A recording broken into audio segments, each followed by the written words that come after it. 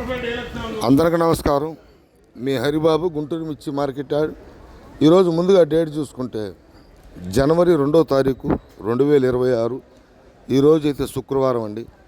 శుక్రవారం బయట ఇతర ప్రాంతాల నుండి అటు కొత్తవి కానీ ఏసీ మిర్చి బస్తాలు కానీ 5,900 అంటే 6,000 వచ్చినాయి. 6,000లో ఒక 2,000 దాకా కొత్త మిర్చి బస్తాలు ఉంటే 4,000 ఏసీ మిర్చి బస్తాలు.